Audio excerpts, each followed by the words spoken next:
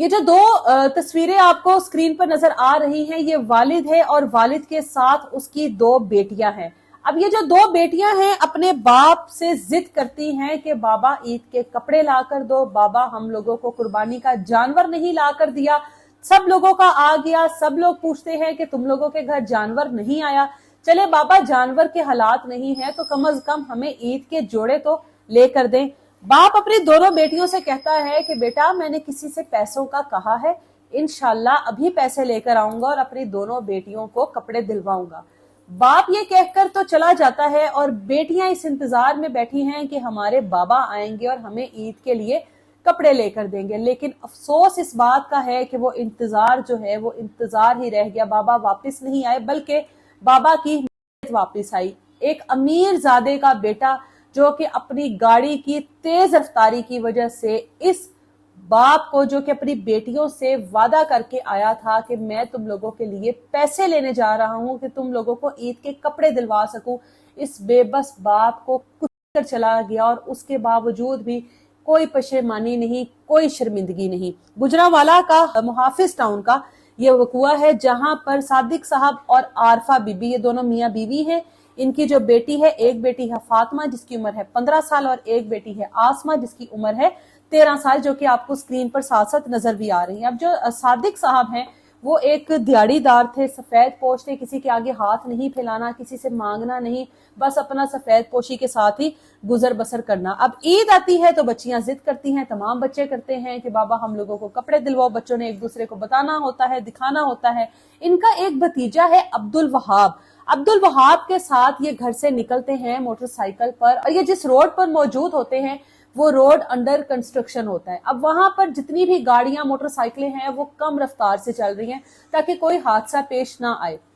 जिस रोड पे ये जा रहे हैं उसके ऑपोजिट रोड से एक गाड़ी आ रही है ब्लैक कलर की, जो कि फुल तेज रफ्तार में आ रही है और वो नहीं देख रही कि रोड की कंडीशन कैसी है, वो नहीं देख रही कि सामने से क्या आ रहा है, दाएं क्या है बाएं क्या है। फौरी तौर पर करीब आती है और इनकी मोटरसाइकिल को हिट करती है, यानी गाड़ी मुकम्मल तौर पर आउट ऑफ कंट्रोल हो चुकी होती है। जैसे ही हिट करती है जो सादिक साहब हैं वो दूर पड़े लोहे के सरियों पर जाकर गिरते हैं, जो कि उनके जिस्म के आर पार हो जाते हैं। अब्दुल वहाब जो कि इनका भतीजा है वो मोर्जाती तौर पर इस हादसे से बच जाता है। जब ये हादसा देखते हैं लोग इकट्ठे होते हैं तो फौरी तौर पर इस गाड़ी को रोका जाता है और इस गाड़ी में से जो लड़का निकलता है वो इंतहाई कम उम्र, तकरीबन 17 से 18 साल उसकी उम्र है, बिलाल उसका नाम है। और वो निकलकर बगैर किसी पशेमानी से वो इधर उधर देख रहा है कि इसमें कौन सी बड़ी बात हो गई, यानी कि कीड़े मकोड़े हैं, हम लोगों की गाड़ियों के नीचे आकर ही लिए ये लोग पैदा हुए हैं, यही मकसद है इनकी जिंदगी का।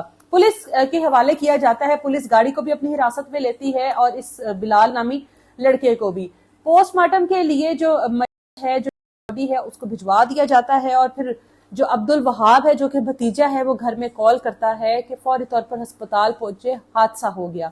बेटियां जो कि बाप का इंतजार कर रही हैं कि बाप ने पैसे लेकर आने हैं और बाप ने हम लोगों को बाजार लेकर जाना है, कपड़े लेकर देने हैं, वो इंतजार अब तमाम तर उम्र का हो गया, वो इंतजार सारी जिंदगी का हो गया।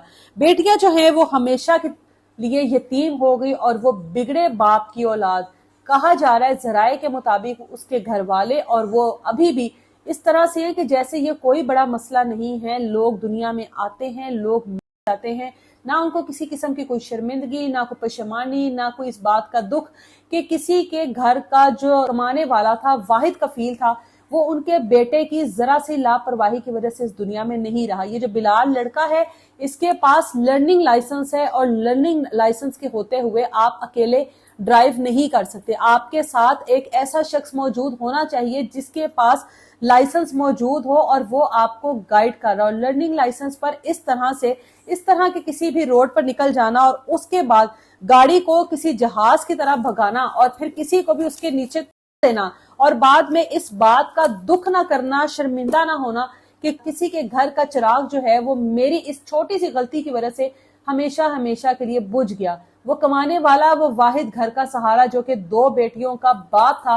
वो इस दुनिया से चला गया। सोचे उन बेटियों की क्या हालत होगी, सोचे उस माँ की क्या हालत होगी जिसका कमाने वाला उसका शोहर था, वो किस तरह से अपने आप को संभाल रही होगी और किस तरह से अपनी उन 2 मासूम बेटियों को संभाल रही होगी।